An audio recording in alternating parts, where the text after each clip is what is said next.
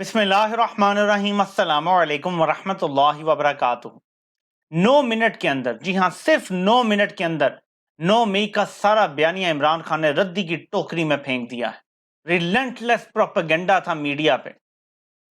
10 अरब रुपया इंपोर्टेड हुकूमत ने मीडिया पे खर्च किया था अपने दौर में, और उसके बाद से निगरान हुकूमत में भी अरबा अरब रुपया मीडिया को दिया जा रहा है सिर्फ एक काम करने के लिए, किसी तरह से इमरान खान को अवाम की नजर में विलन बना दो।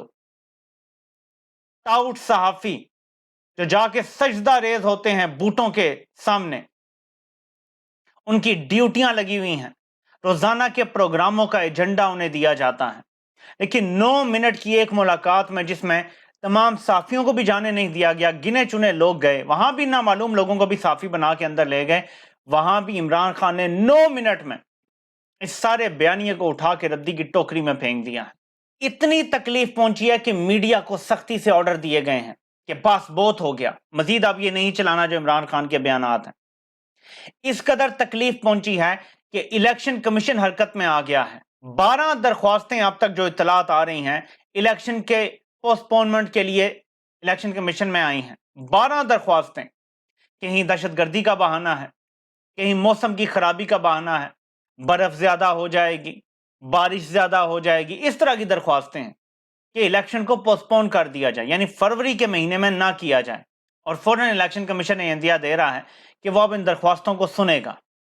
दूसरी तरफ पैसे नहीं दिए जा रहे इलेक्शन के लिए, यकीन दहानी करवा के आए हैं सो कॉल्ड कि हम 2 दिनों में पैसे दे देंगे। जिन्होंने इतने महीनों में पैसे नहीं दिए वो 2 दिनों में कैसे दे देंगे? इमरान खान की मकबूलियत से घबराए हुए हैं लोग बंद कमरों में। एक बार फिर तेजी से इलेक्शन की पोस्टपोनमेंट की तरफ मामलात को लेकर जाया जा रहा है। इमरान खान ने भी आज इस खदशे का इजहार किया था कि जो हालात नजर आ रहे हैं ये इलेक्शन से कहीं फरार ही ना हो जाए, और जिन्होंने नवाज शरीफ और जरदारी के साथ पिछले 40 सालों में फ्रेंडली मैच खेले हों, जिनको आदत ही ना हो कि कोई बंदा डट भी सकता है, जिनको बहादुर शाह जफर की आदत हो और टीपू सुल्तान आ जाए, तो उसके लिए उनके पास कोई स्क्रिप्ट नहीं होता। इमरान खान के लिए यार लोगों के पास कोई स्क्रिप्ट नहीं था। प्ले बुक वही एक है, वही सब पे चिपका दी जाती है। जब नवाज शरीफ के खिलाफ होती है तो वही प्ले बुक इस्तेमाल होती है, जरदारी के खिलाफ इस्तेमाल होती है तो वही प्ले बुक इस्तेमाल होती है। वही प्ले बुक इमरान खान के ऊपर लगा दी, लेकिन तैयारी नहीं थी कि आगे से इमरान खान आ जाएगा, वो आउट ऑफ सिलेबस आ गया है। फिर आइन तोड़ना पड़ा, कानून तोड़ना पड़ा, अपनी अवाम से दुश्मनी शुरू कर दी, क्योंकि इमरान खान की तैयारी नहीं थी। इनके पास वो स्क्रिप्ट था ही नहीं जिससे इमरान खान से डील किया जा सकता था। इसकी वजह से अपनी अवाम के दुश्मन बन गए, अपनी अवाम को मारना शुरू कर दिया। लेकिन 90% अवाम से आखिर कब तक लड़ा जा सकता है? कब तक 9 मई का झूठ बोला जा सकता है कि कोई मुनज्जम साजिश हुई थी, फौज में बगावत की कोशिश थी? दुनिया की कोई एक बगावत बता दें जिसमें एक भी बंदे के हाथ में असला ना हो और कहा जाए जी फौज के खिलाफ ये बगावत कर दी गई थी। कोई कहानियां तो यार कारी की बनाओ। और ये बात मैं आपको अपनी 1000 रिजर्वेशंस के बावजूद आपको बहुत ही ऑथेंटिक तरीके से बता सकता हूं। फौज का जो सिस्टम है, जितना मैं जानता हूं, ये जहां तक मेरी मालूमात है, जितना भी करीब से देखा है, जो मर्जी हो जाए, आपको जितना मर्जी एतराज हो अपनी लीडरशिप पे, फौज में कभी भी बगावत नहीं हो सकती। पाकिस्तानी फौज की ट्रेनिंग ऐसे है कि जो मर्जी हो जाए फौज के अंदर से बगावत नहीं हो सकती। और यह बात बिल्कुल दुरुस्त है आईएसपीआर की कि जिस तरफ आर्मी चीफ देखता है 7 लाख उसी तरफ देखते हैं। जो मर्जी हो जाए फौज के अंदर बगावत नहीं होती। तो ये क्या बयानियां बना रहे हैं? कभी आके पंजाब पुलिस की वो आ जाती है अफसर अनूश चौधरी, और जी ये बगावत कराने की कोशिश की गई थी। बगावत कैसे कराने की कोशिश की गई थी? कभी निहत्ते लोगों ने भी बगावत कराने की कोशिश की है, और जैसे इमरान खान को जमानत मिलती है लोग घरों को चले जाते हैं। अगर बगावत की कोशिश होती तो जमानत के बाद तो इमरान खान आता, खुद लीड करता, लोगों को जीएचक्यू के अंदर दाखिल हो जाते। जैसे इमरान खान ने बताया कि 48 घंटे के अंदर अंदर 10,000 से ज्यादा लोगों को गिरफ्तार कर लिया गया। अगर पहले से लिस्टें तैयार ना होती तो क्या कभी इतने लोग गिरफ्तार हो सकते? कभी दहशतगर्दी हमले के बाद भी आपने देखा है कि 48 घंटे के अंदर तमाम दहशतगर्द पकड़ लिए गए हों, उनका पूरा नेटवर्क तोड़ दिया गया हो? कभी देखा है आपने? क्योंकि पहले से लिस्टें तैयार थी, इनको पता था जमान पार कौन से लोग आते हैं।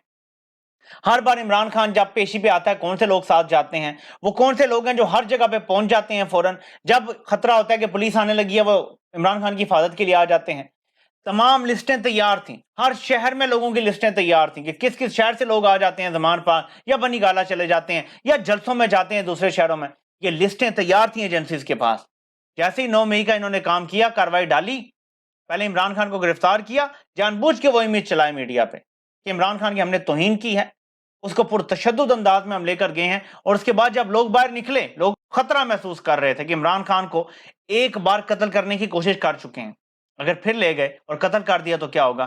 لوگوں کا ری ایکشن آیا، اس ری ایکشن سے فائدہ اٹھا کے آگے لگوائی گئیں، توڑ پھوڑ کروائی گئی، جس کے بعد کہا جی یہ تو بغاوت ہو رہی ہے۔ قوم کے لیڈر کو آپ نے اٹھایا، پہلے اس کے گھر پہ حملہ کیا، اس سے پہلے اس پہ قاتلانہ حملہ کیا، کب تک قوم برداشت کرتی؟ کیونکہ سب کچھ پہلے سے پلان تھا، شر پسند تیار بیٹھے تھے، اور پرامن لوگوں کے احتجاج میں شر پسندوں کو داخل کیا گیا اور اپنی کاروائی ڈال دی گئی، اور اس سے پھر فائدہ اٹھایا گیا۔ عمران خان نے واضح کر دیا کہ لنڈن پلان ایک تحریری دستاویز ہے جو موجود ہے، جس کے اوپر یہ سب کچھ طے تھا کہ تحریک انصاف کو کیسے ختم کرنا ہے۔ 9 مئی لنڈن پلان کا حصہ ہے، کیونکہ کوئی اور طریقہ نہیں تھا لوگوں سے تحریک انصاف چھڑوانے کا۔ کیسے چھڑواتے؟ کیسے میڈیا کو ساتھ ملاتے؟ کیسے یہ جبری پریس کانفرنسز ہوتی؟ اس سارے بیانیے کو عمران خان نے 9 منٹ میں اٹھا کے پھینک دیا۔ الیکشن سے فرار ہو جائیں گے، پھر کیا ہوگا؟ ٹھیک ہو جائے گا پاکستان، عرب ممالک سے تھوڑا پیسہ بھی آ جائے گا، پھر کیا ہوگا؟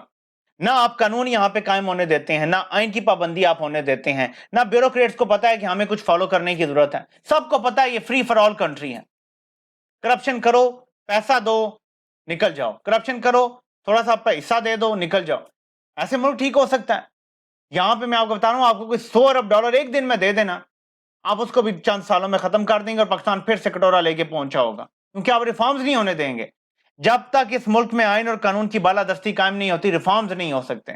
لوگوں کا مینٹل جو ایٹیٹیوڈ ہے ٹورڈز گورننس، یہ ٹھیک نہیں ہو سکتا۔ یہ کیسے ٹھیک ہوگا؟ جب عوام کی منتخب حکومت آئے گی، جس کا ایجنڈا ریفارمز لانا ہوگا اور جس کا ایجنڈا کرپشن ختم کرنا ہوگا، تب جا کے یہ ملک ٹھیک ہو سکے گا۔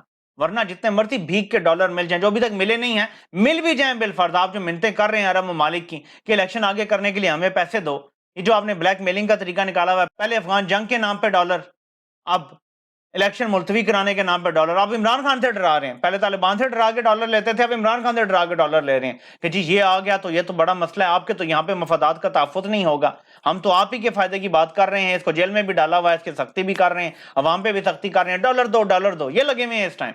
تو ایسے ملک چلتے ہیں؟ ملک چلانا ہے تو عمران احمد خان نیازی کو عزت دینی پڑے گی۔ تقریباً 23 کروڑ لوگوں کا جو لیڈر ہے، اس کو آپ بے عزت کر کے، اس کو تکلیف پہنچا کے، اس پہ جعلی کیس چلا کے، اس کے سیکرٹ ٹرائل کر کے آپ ایکسپیکٹ نہیں کر سکتے کہ یہ ملک ترقی کر سکتا ہے، کیونکہ جب عوام ہی آپ کے ساتھ نہیں ہوگی تو جس عوام نے ترقی کرنی ہے اس کو آپ کیسے ترقی کروائیں گے؟ اس ملک کو ایبسلوٹ فریڈم آف سپیچ کی ضرورت ہے کچھ عرصہ۔